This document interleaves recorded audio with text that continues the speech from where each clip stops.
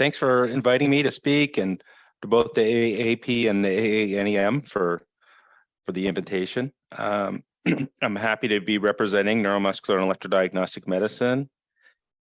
It's my clinical subspecialty, as well as even before I was certified as a physiatrist, sort of the focus of my research and a lot of my interest in academic medicine. I have no disclosures. What I was planning on doing for structure is to go through some basics on what the field is. There's so much to cover, so I thought maybe cover a couple cases that hit on some of the really cool things that we do and ways that I think that sort of maybe more meaningfully show you what your future could be like if you pick the subspecialty. And then at the very end, talk a little bit about just career pathways, including fellowship and board certification. This is the time to make mistakes. So. And then we'll just remind people to keep their microphones muted, which is I think no problem for me if anyone wants to actually unmute and ask me a question. By the way, I don't think we're going to go for a full hour of my content alone, and so hopefully it's fairly interactive. So there's a lot of ground to cover in terms of the pathology or diseases that affect the peripheral nervous system that fall under the purview of neuromuscular medicine. Of course, some of these same diagnoses, of course, are treated for in general physiatry practice. But in terms of what a neuromuscular specialist does, particularly in the diagnosis and in some of the disease-modifying treatments, both gene therapies and immunomodulating ones that would be things that are fairly exclusive to us in terms of treating them. I'm not going to name through the list, but I'll just say that given that some of these things, say polyneuropathy, are extremely common, even outside of an academic setting, there's lots of demand for this expertise in private practice. There can be very general practice if you choose. In fact, that's fairly common at my institution with other people in the division to see a bit of everything. But there's also opportunity to really focus your practice. For example, some of my colleagues only see patients with ALS. When it comes to the balance of practice, a lot of us love to see patients, but we know that that's a little lower throughput, and there's a lot of work, after clinic. So some of the clinics being more procedural based, particularly in my life, electrodiagnostics is a nice complement, so that so it gives you a bit more diversity in your practice, but also sometimes it has important implications in terms of work-life balance and even billing and so forth, which we could talk about separately. There's lots of opportunities for research. Some of these are very rare diseases, so they haven't been studied intensively. And in other words, there's niches for people coming into the field that are pretty open and available for people if that's something that motivates you. And there's lots of opportunities for being involved with patient advocacy. There's a lot of patient-led research organizations and advocacy groups, and there's lots of room for physician involvement in that. A lot of our diseases are not that well understood, so there is often an important role for advocating for your patients, both with their employers, but also with government and so forth. And lots of opportunity for teaching. In fact, since physiatry is really a specialty centered around nerve, muscle, and bone, we have the nerve and muscle subspecialty. So a lot of what we do is really of interest, and I often get a lot of my physiatry colleagues asking my opinions on cases for routine things that they see, but just being able to take it from a different perspective, not just the rehab perspective, but the neuromuscular and perspective, which might be more molecular or might involve more diagnostics than typical physiatry practice. Neuromuscular medicine is, like I said, focused on the peripheral nervous system. So really starting here, the motor neuron, dorsal root ganglia, they're axons in the peripheral nervous system, the peripheral nerve itself, neuromuscular junctions to the muscle. If you think about it, not just anatomically, but in terms of diseases, we see a lot of sporadic disease. In other words, it's not a genetic basis, but there's lots of genetic disease. And as we do more and more gene sequencing, and there's better ability to handle these large data sets, the polygenetic diseases or risk factors for disease is probably going to become a big part of our field going forward. We've already been, because of diseases like Duchenne's muscular dystrophy or familial forms of ALS, at the forefront of genetics in the clinical neurosciences. And I expect that to grow even more. There's both adult and pediatric patients that you would see. In my practice, I see a bit of both. You can, of course, do a pediatric focused neuromuscular fellowship as well, if that's of interest to people. And then, just like a lot of other physiatry jobs, there's multi-systems involved with our patients that require a lot of coordination with multiple professionals. And so using this interdisciplinary team model, which to a physiatrist is not that unusual, but outside of physiatry is not always as available. But neuromuscular medicine, if I have made any observations of spending part of my time in a neurology department, I would say that the neuromuscular practice, for example, our MDA, our Muscular Dystrophy Association, or ALS clinics, really are built on this interdisciplinary model of care that it almost feels like the most physiatry-like neurologists are the people practicing neuromuscular medicine. And of course, you can go into the specialty, as I'll mention later, from a physiatry background or from a neurology background. And of course, there's plenty of opportunities for research. I think that's relevant to the typical AAP crowd. So I'd mention that the research isn't all just bench stuff, although that's personally what I've been most involved with, so I'm not bashing it. But I wanted to point out, like, some of the research, like this is a great study that came out of Ireland looking at the survival of ALS patients who are cared for in a general neurological clinic versus a subspecialty interdisciplinary ALS clinic, and looking at this just based on whether they received care in a more coordinated fashion in the ALS specialty clinic with multiple disciplines, or more ad hoc, seeing a neurospecialist who then refers them on for services. You can see that there's quite a difference in survival between these two curves.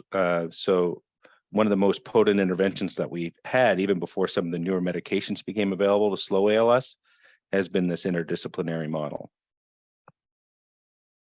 And there are lots of scientific breakthroughs. This is a time like no other, even from 10 years ago when I first started trying to get into clinic, maybe a little longer than that, and spend time with neuromuscular patients to starting my practice. We've seen approvals just this year of a gene therapy for a familial form of ALS called tofersen, which is a anti-CIS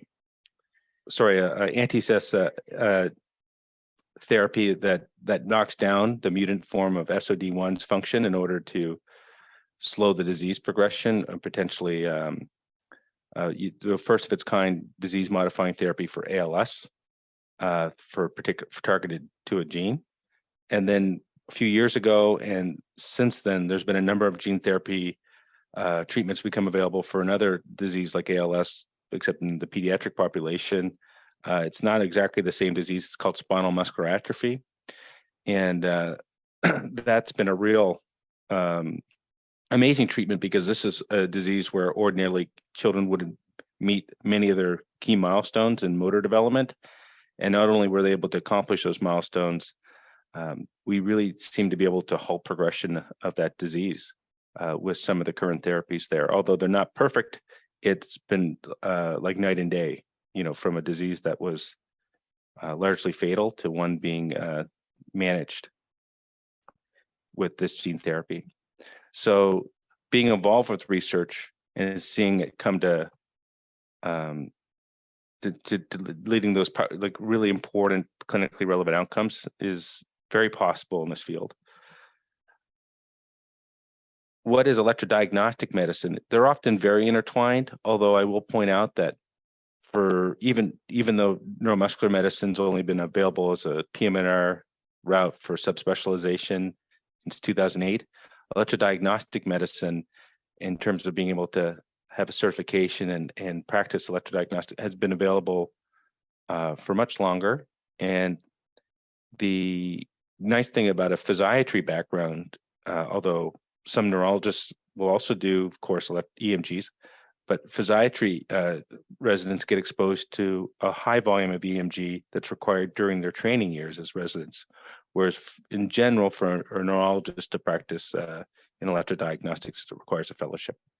Physiatrists have the choice to do the fellowship in addition, but may have enough training just from their residency programs, because that's how ingrained it is into our specialty.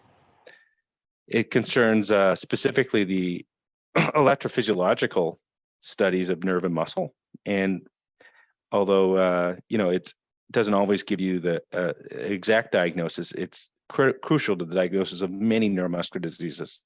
It doesn't always tell you why there's a problem. Sometimes it does, but it often will tell you where the problem is and then allow you to focus and we'll see some examples of that, your investigations after you have this crucial test done. In addition to traditional electrophysiology, as you can kind of see from this illustration over here, more and more you're seeing examples over the EMG machine system here also has a built-in ultrasound, or there's a separate ultrasound available in the lab. And combining the two modalities, for example, to target muscles with a needle EMG, or to do other diagnostics with the ultrasound, is becoming not just the exception, although we do it in our lab, but it's becoming very normal to see this in electrodiagnostic clinics across the country. And I actually thought, since I think the incorporation of imaging and ultrasound in our specialty as physiatrists, but also particularly in neuromuscular, is so interesting, I thought I'd build the first case. Was kind of inspired by that. And if you will, I'll walk you through it. I see that there's a chat and that there's just some housekeeping stuff that looks like in there. But if anyone has any comments of the cases, I'll keep an eye on the chat. I won't expect anyone to unmute or necessarily speak up just because of the format of it. But if anyone wants to take a stab at localization, I'll just give like a 10-second pause if anyone wanted to try. It's not the talk isn't dependent on you guys trying to guess the answers or think through the problems. Just think through it on your own, though. So Mr. B is a 60-year-old male. He's got a past medical history of hypertension, diabetes, obstructive sleep apnea. He was in the outside hospital relative to our rehab center where we saw him with COVID pneumonia, COVID ARDS, acute respiratory distress syndrome. He was in the ICU, intubated for 3 weeks, and then suffered as well during that critical illness, acute kidney injury requiring hemodialysis temporarily, but fortunately was able to come off the dialysis before he came to rehab. He came to rehab with impairment stemming from his post-ICU weakness that wasn't the typical post-ICU weakness, in the sense that it was asymmetric. The right shoulder was weak more than the left. And there was a lot of intense right shoulder and neck pain, as well as left thigh weakness, much more than the right thigh, including inability to straighten his knee against gravity. He also had paresthesias in the front of his thigh.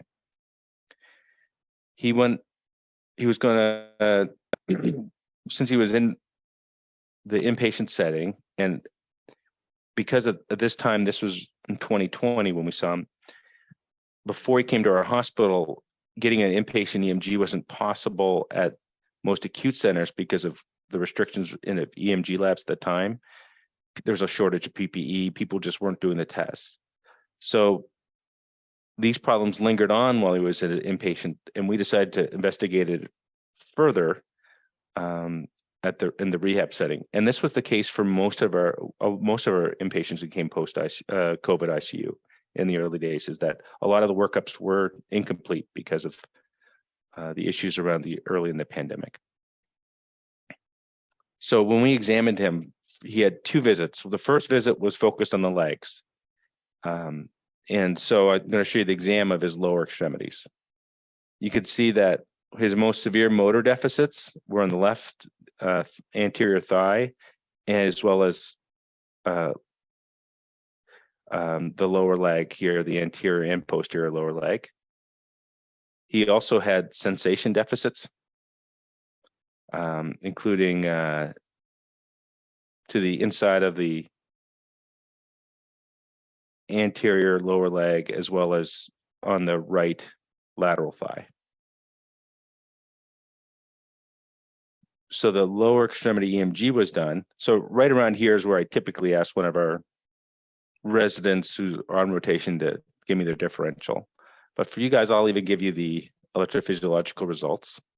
So when we did the femoral motor study to a quadriceps muscle, the vastus medialis, we couldn't get any response on the left, and we saw a nice response on the right side. So there was something asymmetric going on here. Sometimes coming out of the ICU, there's this concept of critical illness myopathy or neuropathy, but that's usually a very symmetric process. So clearly something was different in his case. And when we did the needle electromyography and listened to the activity, I know you guys haven't seen these tables a lot, but I'll tell you that if you have changes sort of on the left side towards the left columns of this table, usually means there's active muscle denervation. And that's what we're seeing here in these three muscles, the vastus lateralis, rectus femoris, two quadriceps, as well as the adductor longus. And then as we see changes over here on the right, this can tell us about both chronic and active processes involving the loss of motor connections. But there's currently some ongoing changes. And then we see also the severity here that we can't get any recordings from some of these muscles, these quadriceps muscles. There's more recordings available in this other muscle. And then there's some changes down here, but not associated with active muscle denervation. And some of the lower leg muscles here, to the TA, the dorsiflexion. So what we concluded here is that there seemed to be a process affecting the lumbar plexus, which is the L2 to L4 nerve roots, because it involved both femoral and obturator contributions. It was the most severe problem he was having. And so localizing that, we were thinking immediately, okay, it could be in the plexus, it could be in the peripheral nerves. Most likely, we didn't think it was coming from the spinal cord, and it'd be unlikely to be coming from neuromuscular junction muscle, because those are usually symmetric processes. We went ahead and ordered an MRI because we still weren't sure why this was happening. And in his case, we found hematoma here. So the arrows are pointing to this hematoma within the psoas muscle. And so because of COVID patients having a risk for blood clots, he was on apixaban as a preventative, and he actually had a spontaneous bleed in the psoas that injured his femoral and his obturator nerves, just distal to the plexus. So we went on, because I told you this gentleman came back for a second study. So he came back about a week later. We wanted to figure out why his shoulder was weak. Clearly that hematoma wouldn't explain the arm weakness. We saw weakness here in the trapezius muscle. He couldn't shrug his shoulder. And he also was, and that was about 4 minus out of 5. So he could do it, but it wasn't as strong as the other side, and he could barely handle any resistance. He couldn't really rotate his neck much either way because of how much pain he was in. And we went ahead with his testing to sort of clarify what was going on. And in this case, we did a motor response to the trapezius, which is from the spinal accessory nerve. It was much bigger on the left than it was on the right. There was a small response on the right, as opposed to the quadricep tissue where there was no response on the affected side. This one had some partial response. And we saw signs of this active denervation as well as a loss of connections, although there were still some connections in terms of we could record some of the motor units when the person had the needle in the muscle and tried to contract. And so this was then diagnosed as a spinal accessory neuropathy in the peripheral nerve, because it was just affecting that. And you could see it spared things like the deltoid or rotator cuff muscles were totally normal. And we went ahead and said, well, let's see if there's something like a blood clot or what could be causing this. It's a strange place to have a neuropathy. And although we didn't see anything pressing on the nerve, what we did see that with using an ultrasound here So on the right side, the affected side, this is the spinal accessory nerve here. This is the outside of the nerve. The inside of the nerve is usually a little darker than that. It's very black, indicating that it's hypoechoic or usually associated with swelling in this case. And then this is what the other side, the left side, which was intact, looked like, where you had the outside bright here, and then the inside being a little bit more gray, but full of the normal nerve constituents, axons, organized in fascicles without edema. And you can really appreciate the swelling when you look at the nerve in a short axis. So you rotate on it and you look at it instead of cutting it on the long axis where it looks like a big long strip, but you cut it into like a little round tube. And you can see this is the normal side, and look how much bigger and how swollen the right side is. And in his case, although we didn't find anything pushing on the nerve, we think that this may have been a post-viral phenomenon, or we call sometimes this term mononeuritis, or in some contexts even Parsonage-Turner syndrome or neuralgic amyotrophy, or in other words, for this sort of post-viral nerve inflammation. And since that had happened a few months earlier and it was incomplete, our plan was to bring him back and to repeat some testing on him. So he actually made very good progress with his rehabilitation with his therapies. He discharged to home, in fact.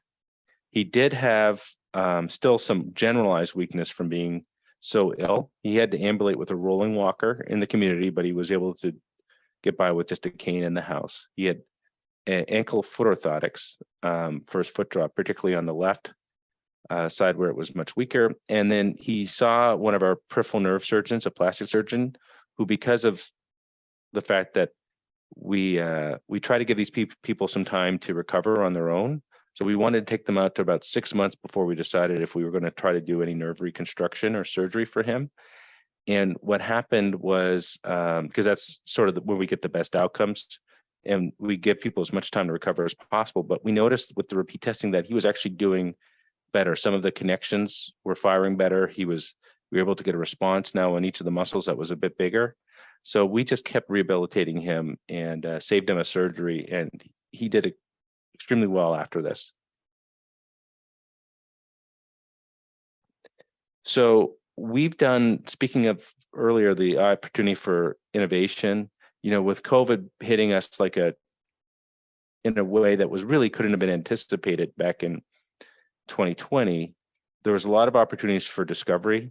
And I can just say that, I was often lumped in as a neuromuscular person as part of a groups, for example, here with a plastic surgeon, an ICU doctor, a neuroimmunologist, a radiologist, and our teams down here as well of other physiatrists, intensivists who were making discoveries about some of the radiographic findings of nerves, particularly with neuromuscular ultrasound, things beyond nerves, including joints and tendinopathies that were being seen in some groups here with a group. And then we also found multiple nerve injury patterns in these patients that we described. This was a paper in July of 2020. So one of the first descriptions of some of these neuromuscular complications. So it wasn't so much that there was a bit of sort of a misfortune in the sense that Chicago was hit pretty early in the pandemic, but also the being curious and having the skills to do the imaging and to do the electrodiagnostics in order to figure out what was going on with these problems. It just wasn't happening in the acute care. And so at the rehab center, we were in the position to sort of sort through some of these things and make some discoveries here. And of course, the nice thing is, a lot of people are interested in nerve and muscle problems, but as I was the neuromuscular person working on these problems with the rheumatology, with neurosurgery, with plastic surgery, with pulmonary critical care doctors, radiologists that were all working around, but there's a short supply of neuromuscular people. So it was an opportunity just by me simply being here that I was being asked to see a lot of these really unique patients with these really complex problems and helping out, which is just another kind of reason why I think this is one of the, if not the most interesting subspecialties, for me personally. Of course, I'm biased, but it is for anyone, when I talk to them about what we're doing, there's often just a lot of easy conversations because most other specialties have issues where that can kind of boil down to some component of a neuromuscular issue, whether it's sports medicine, brain injury medicine, in rehabilitation. There's all kinds of overlap. So, and very few people train with the skills that you would get if you were to focus on this as your career specialty. So think about that. I'll give you one more case here, and then we'll shift gears to talk about more how to pursue this as a career. So here's a 42. This is a different case. There's a reason I picked it, just to give you a bit more. So that was the COVID case, imaging peripheral nerve. So this is a 42-year-old female. She's got a 2-year history of right hand and leg weakness, occasional flares of neck pain, no sensory loss.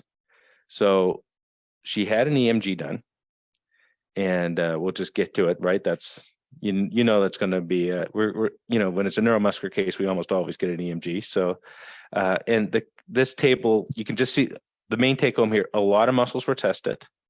There were changes that were both this sort of on the left side here showing that there was active muscle denervation and changes, and then there was also chronic patterns of motor neurons, motor units that were large, and there was definitely fewer connections than normal to muscle. And it was diffuse, affecting the right leg, the right arm. So, and even affecting movements that weren't so much clinically weak. We did the conduction studies here, and the pattern was a bit mixed. On one hand, if you look here, this is just sort of pointing you in on the size of the responses. So usually if they're small in size, it means that you have loss of axon. If they're really slow or delayed, it could mean that you have demyelination or loss of the insulation around the axon. But in her case, she had both smallish responses. They weren't normal. So 3.1 should be 6, 4.9, it should be 7. But also when we went up and did the other points on the arm, which we call the our nerve conduction velocities, we could see that there's a drop in the response. It went from, you're usually allowed like a 10 or 20% drop. Here it went almost down by half. And again, it went down by more than half, and there's other nerve conduction.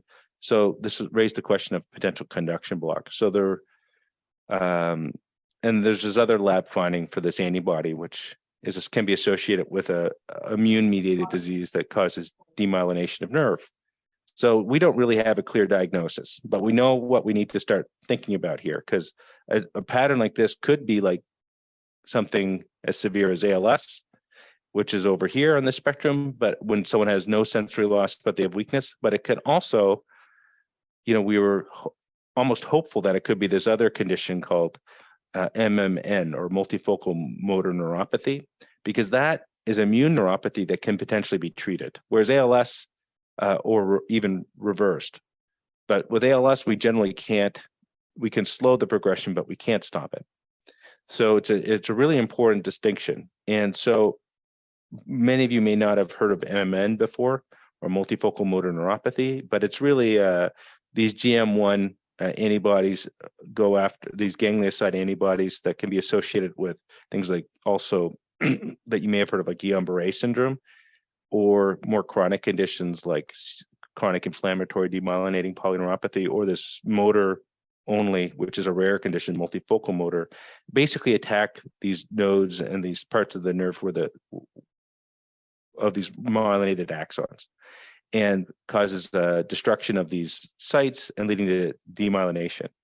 And if it's left long enough and not treated, sometimes you eventually lose axons. So it was possible that it was this disease, but it certainly was also possible that it was something like sporadic ALS. And in the case of sporadic ALS, if people have it, they sometimes have these antibodies too. So we really didn't have enough information to be certain. So how do we tease through it? And of course, I guess the theme here is with these two talks, and maybe it's a bit of my bias, is we took advantage of some of the imaging properties that we expect with these two diseases. So ALS versus multifocal motor neuropathy are potentially very different when you image, because in ALS, the nerves are going to be normal in size, whereas in multifocal motor neuropathy, you're going to have these areas where the nerve has these patches. This is the example of enlargement. And here's an example of a nerve that's pretty healthy in one part of the nerve in the arm here of the median nerve, and then another part where it's really enlarged. And that just doesn't happen in ALS, but it can happen and is often pathognomonic in the context of someone with progressive weakness and no sensory loss for multifocal motor neuropathy. And the reason why ALS nerves aren't big is that they're causing degeneration of these spinal motor neurons that live in the spinal cord. So you actually just lose the axon; they die back. And if anything, that shouldn't increase the size of a nerve. It may even cause the nerve to be slightly atrophic. But when you have inflammation and antibodies attacking structures in the peripheral nerve, that's where you can get these swellings. And this is some research here that was published in the Journal of Neurology showing ultrasound differences between ALS and multifocal motor neuropathy. So when that's your question, how good is this at distinguishing between them? Well, here's an example of nerve cross-sectional areas by ultrasound with these two diseases in healthy controls. And you can see ALS isn't that different than control, but although there's variability, the MMN is quite a bit different in terms of the median nerve, in terms of the ulnar nerve, and you can go on and look at other nerves, but these are two of the most commonly studied ones. And so let me show you an example of the median nerve scan here in a healthy person, and then I'll show you one in that patient. So there's the nerve. It looks like a kind of we call a honeycomb appearance. You scan it up the arm. It dives deeper here, up the forearm, but you can follow it the whole way there. And then it comes back up here. And is actually a pretty healthy appearance throughout. And that's a typical size. And you need to see that so that when you see this example of a MMN patient, so we'll click on it here. Watch the nerve here. It's not looking too bad, but now look at it. It's getting quite big. And at some point we're going to pause it here. And now it's like double, tripled in size. It's huge up here. This is really abnormal. These are large fascicles within the nerve. It is very swollen. This is up by the elbow. You can see there's the brachial artery now. And this is just something you don't see in a neurodegenerative disease. And this was fairly normal distally, became very enlarged and patchy proximally. And so this patient, even though the EMG didn't show a lot, wasn't clear in terms of distinguishing between the entities, the ultrasound really strongly suggested it was this immune-mediated disease. We actually treated them with a treatment called intravenous immunoglobulins, or IVIG. And you can see here, so here's one of their waveforms, and this is where you have that partial conduction block. So it goes from being this size down to this size as you go further up the arm. And then 1 year after treatment, we repeated the test, and you can see that basically the waveform almost doesn't change at all as you go up the arm, and we see normalization of the response, and they were clinically much stronger. So imaging, again, can be very useful complement to the electrodiagnostic studies to take care of neuromuscular patients. In this case, it led to the diagnosis of an immune-mediated neuropathy, which had a very different national history than ALS and was amenable to treatment. In the case for people who are keeping track, because if you don't treat MMN for long enough, you can have loss of axons, which is typically not the way we teach it in the textbook. But in these cases, you still need to think about it, depending on the clinical situation. Ultrasound is a great test if it's on the list of possible alternative explanations. One of my biggest jobs in taking care of patients with ALS is to make sure we've not left any stones unturned, looking for ALS mimics. And MMN is one that you just can't miss because you can treat it. And at this point, I'd just like to switch focuses after those two interesting cases that sort of highlighted, I think, two aspects, where I think we're making a lot of progress. One, of course, the COVID stuff, which is these neuromuscular conditions after COVID, has been sort of new ground for us in trying to understand and treat. And of course, a lot of us have been interested in nerve injuries and peripheral nerve injury care with our field. So we're trying to get more and more outcome data on these patients and understand, what their long-term prognosis are, and actually have a study on that, working with a summer medical student. And I know that the AAP does a program as well for students. So, very clinically applied research questionnaire to see if these patients do okay in the long run. So we have that sort of thing going on. And then this immune mediated neuropathy, these treatments now are being, I think, fairly well established in our clinical care. And you're just not trained to offer those treatments, to sometimes make the diagnosis, unless you do the subspecialty training. For the most part, most physiatrists would defer to a neuromuscular specialist, in terms of supporting that level of investigation. So it has been, two examples of why this is so rewarding for me, because there's just always new things to discover. And because when we see these patients, sometimes we can really change their trajectory and improve their lives. So how do you get going? So of course, you're going to see EMGs, you're going to see neuromuscular patients in your residency training.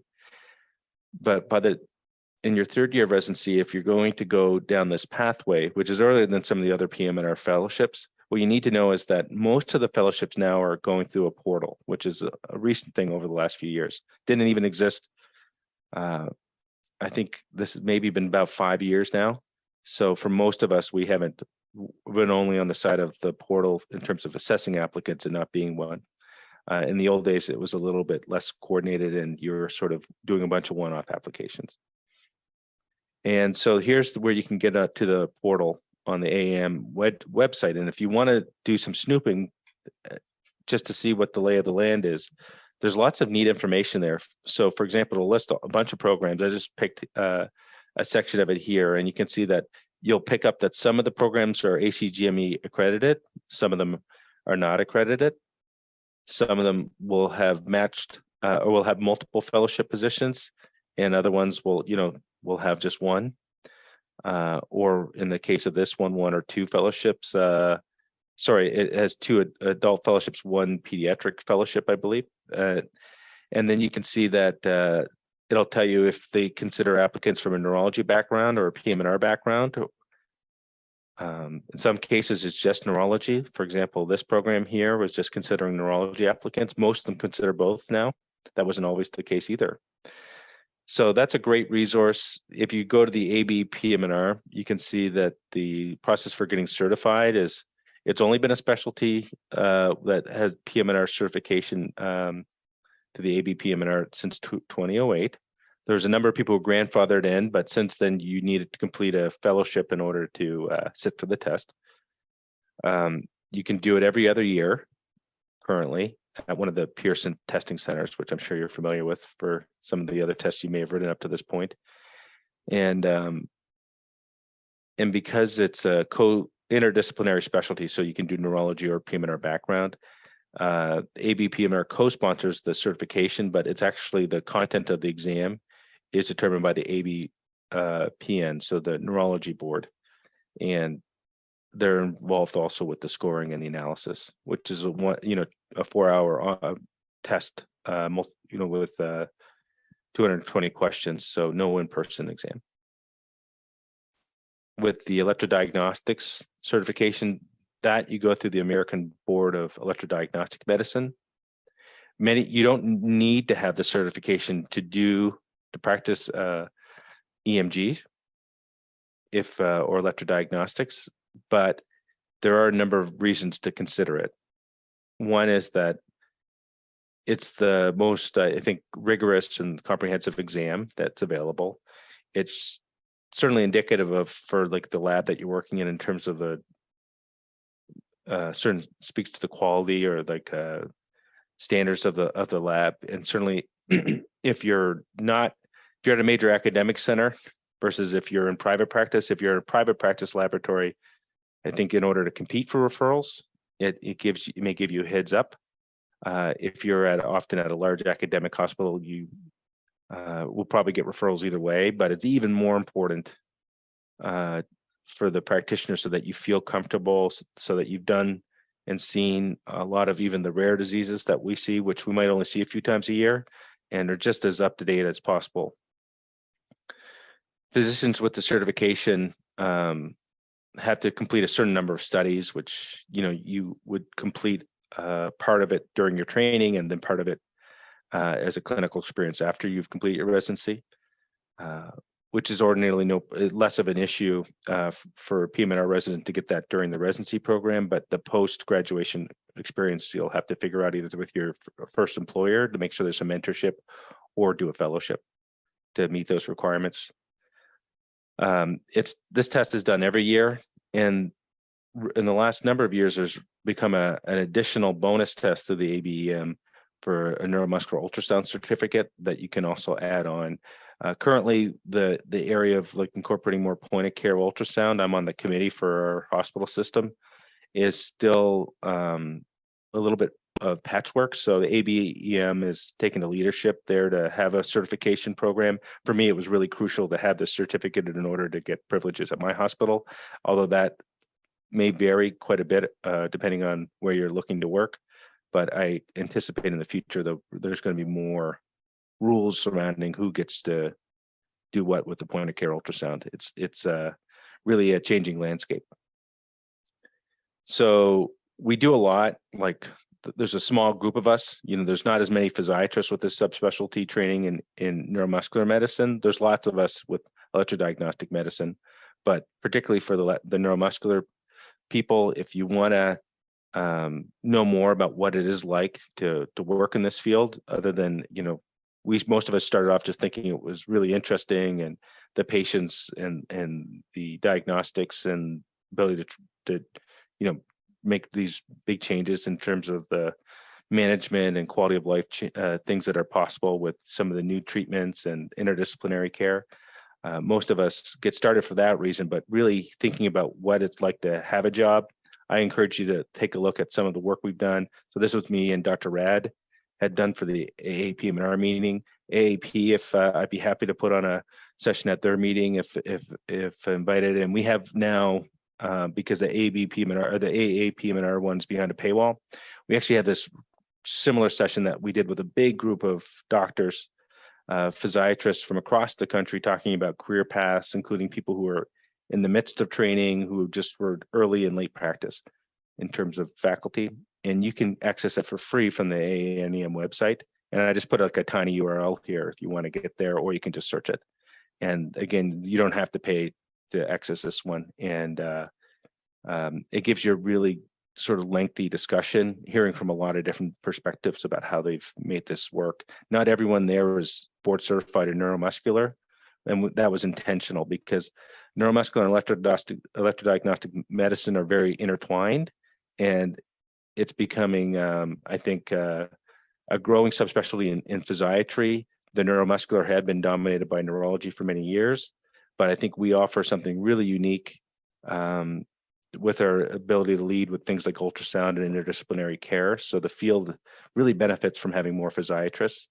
And the field also embraces the use of things beyond just the ultrasound, but to gene therapies. And there's so many really amazing innovations that are changing things for our patients. So it's never been a better time, I think, to be in the field, because there's so much more we can do than just make a diagnosis. And there's lots of room for the field to grow. We definitely need more physiatrists with this training.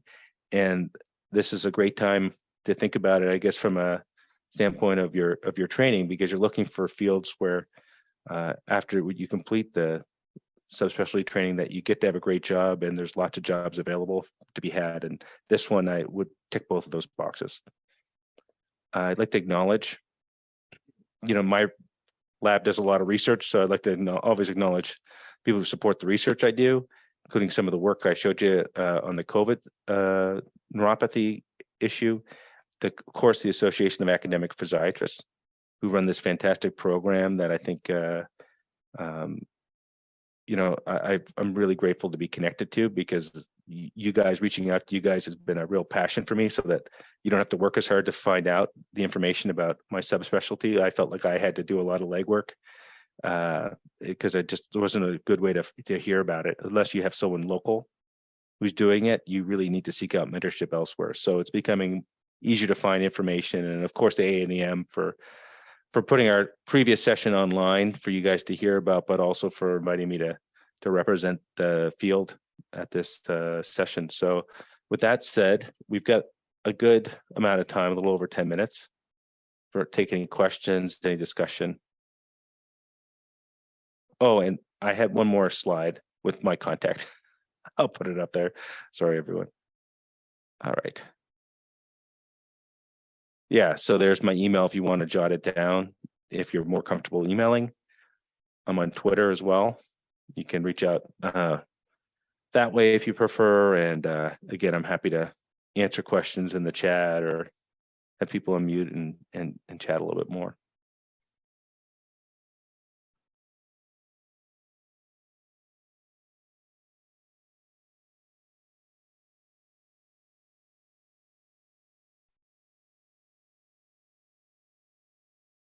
We'll give everyone a minute here to get some questions. And maybe while we wait, Dr. Franz, you can tell us why and how you got interested in PM&R as a specialty. Sure. Yeah, I'll put my, can everyone see the chat? I'll just type my email into the chat. I just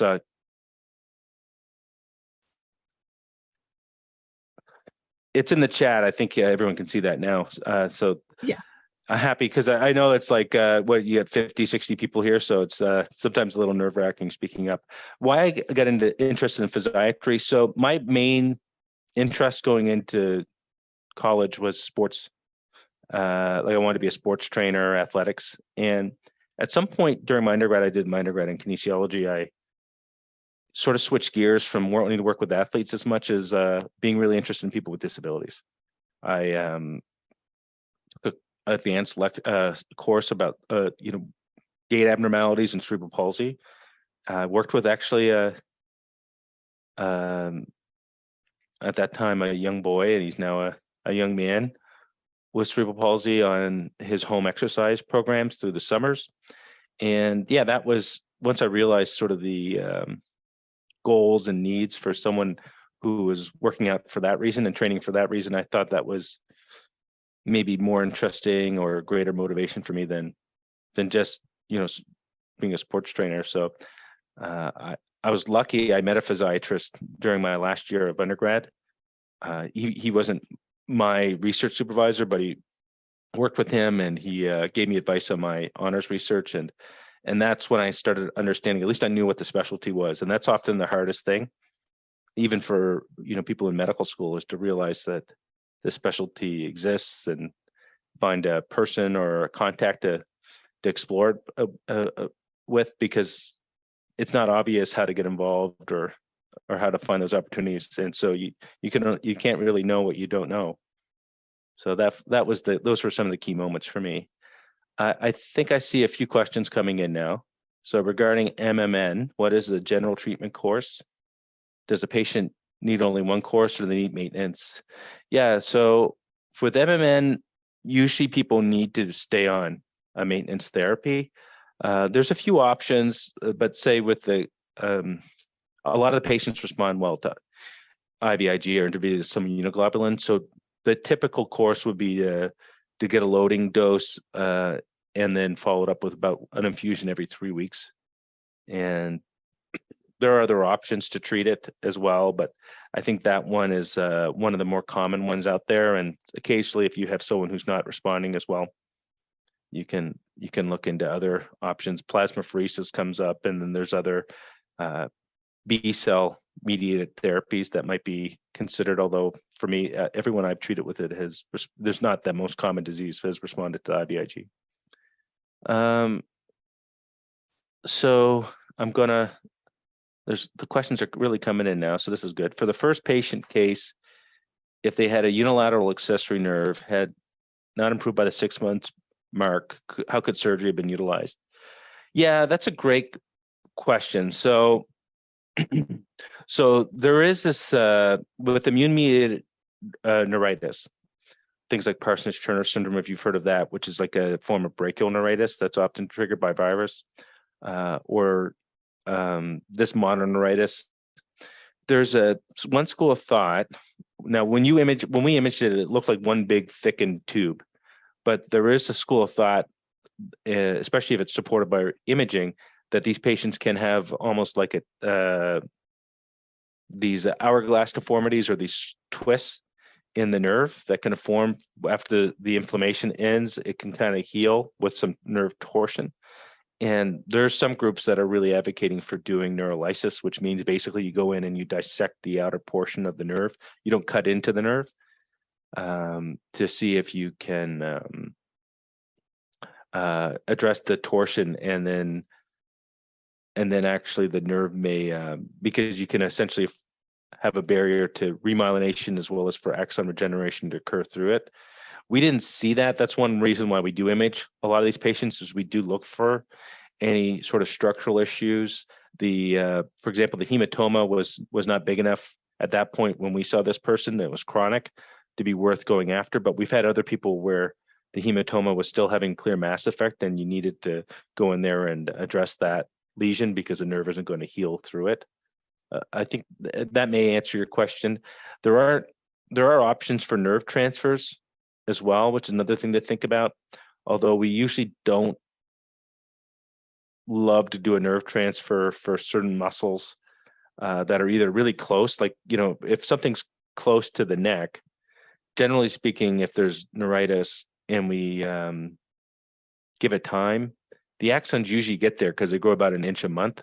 But if it's something like, hand or wrist weakness, and it's from neuritis up at the level of the neck, well, since axons only grow about an inch a month, it's going to take a really long time to go from the neck down to the wrist. So in those cases, we do look at what's available nearby to borrow axons from through for reconstructive surgeries called nerve transfers. And if the nerve injuries are severe, sometimes the nerve transfers have better outcomes. And so I will say that in general, we'll follow patients with repeat diagnostic studies just up until the 6-month mark, sometimes a little after, because we don't want to offer them a surgery if it's not going to give them a better chance of recovering than managing things without surgery. But we also have sometimes missed something like something structural that could be addressed. So yeah, we'd like to see these people back at least a few times.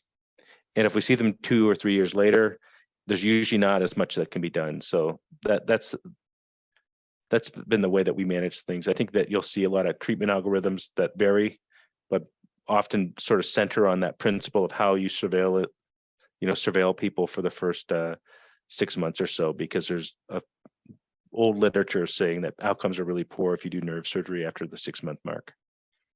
Okay, so that was from Spencer, and the first question was, what was that, from Mary, right? I think, sorry, from Mary, and then, so the next question, sorry, my mouse pad's not working that well. Okay, I see a question from James. Good afternoon. Someone's interested in pain medicine with genetics and diseases such as fibromyalgia. Do you see the possibility of crossover in private practice? I'd love to do both at some capacity. Yeah, so for pain medicine in particular, with the electrodiagnostics, I think a lot of our pain fellows have stayed really active with AANEM or with the electrodiagnostic tracks of the AAP and PM&R meetings, in part because there's a lot of people with pain from neuropathic reasons, so like injured nerves in the neck and the spine, peripheral neuropathy, CRPS, that the diagnostic studies that we perform are very relevant. And of course, if you come from a physiatry background, you have the skills to like at a foundation of skills to build on if you want to pursue that. So it can be really useful to both stay connected to this group of people based on the topics that are relevant, that overlap between the two specialties. Also, historically, with our interest groups, at one point the electrodiagnostics and pain were actually lumped together. I'm the chair of the AAP and NR's neuromuscular group, and so it broke off as a separate thing. But I think in the past they were connected. So there's always been a strong relationship between pain medicine and electrodiagnostic medicine, and so I get a lot of referrals and vice versa. For example, with small fiber neuropathies and so forth, that we do a lot of business back and forth with each other. So I think what I would say for you, if you're going to do the pain fellowship, doesn't stop you from doing also another fellowship in neuromuscular medicine. But what would be the more common thing to do is just during your pain fellowship is look for opportunities to keep going with the EMGs and then stay connected with the neuromuscular electrodiagnostic skill set and community that way. And then the next question is, thanks for the presentation. Oh, you're welcome. This is an interesting field. Yes, it is, but you're preaching to the choir, of course. Can you describe what a typical day looks? Yeah, so I think the work-life balance. So that's why I actually alluded to that a little bit, at least in my mind, but sometimes it's subtle, sometimes it's not subtle. I would say that, for a lot of us, like there's the interdisciplinary clinics that a lot of us are involved with, say the muscular dystrophy clinic or the ALS clinic. And those are really hectic because, you're trying to get patients who come in from further distances seen by everyone in one visit. But it's a great environment because these are patients who are so complicated and so, I think would be so intimidating to take care of all by yourself, that you've got a team and you're addressing all the issues so that you just feel so supported, and there's a lot of backup to everything you're doing. And in the end, even though these patients have often really complex needs, sometimes the after clinic work is not as much as I find sometimes when I just do my standalone general neuromuscular clinics where I'm the only person there. And these patients may not have as many complicated needs, but it ends up feeling a lot more like everything's on you afterwards to kind of deal with. So I definitely enjoy those clinics because I love the team atmosphere, the collegiality of it. The patients are great in all the settings as well. But I encourage most of my fellows and residents to make sure they figure out in their career. Like for me, I have some research time, so that helps break up sometimes like the keep things just sort of variety of things. But I encourage a lot of people to look at procedures, like a clinic where you do botulinum toxin, or a clinic that you do electrodiagnostic medicine, mixed in with your clinics where you're just seeing new evaluations, because the honestly, the number of hours you spend on something after clinic ends can be quite high for certain conditions. And so I think the secret is the thing that wears us down isn't so much the patient facing stuff. It's the the bureaucracy, the paperwork, and the maybe the appeals for your insurance and so forth. So I think having a diverse clinic in the sense that you do a bit of clinics, you do a bit of electrodiagnostic testing, maybe you have some teaching or research built into it if your job permits. That's really made a difference for me, because I think I have most of my weekends, other than if it wasn't for some of my grants and research stuff that bleeds into my personal time, would actually be really good. And yeah, we deal with occasional emergencies, but like, someone getting admitted for pneumonia when they have ALS and having to talk through with like how to manage the patient with the medications and so forth, or maybe how to, you have to be careful about giving our patients oxygen, because they can retain CO2 really easily if you just give them oxygen without making sure that you're doing it through bleeding it into like their BiPAP, their bi-level support. So there's a few little things like that you get paged about, but generally I'm left alone most of the time. There's most of the patients are, despite even if they have a severe condition, aren't, that there's just so much resources behind caring for our patients that it doesn't feel like it's all on you. And yeah, the hours are good. And I think the reimbursement can be really good too. Particularly, that's the other part of doing those procedures, is the electrodiagnostics pays pretty well. And so does some of these other things. So it's a nice blend of things that benefit you both from work-life balance, but also reimbursement standpoint. And then there's another that was from Kiana, and then I see from Queen Denise here. Very informative. The case was interesting. And then long COVID. Oh, great. Yeah. Long COVID effects on neuromuscular function. So do you have any articles, case studies that you would recommend to learn more about post-COVID neuromuscular pain, neuropathy, and its management? Thanks. Yeah, there's a lot. Actually, when you read a lot of the long COVID stuff, it really focuses on sometimes other topics like the cardiovascular, pulmonary, even the brain fog when it comes to neurological. And what I think actually doesn't often get as much attention is the neuromuscular. So we see it for sure in the people who've had severe COVID.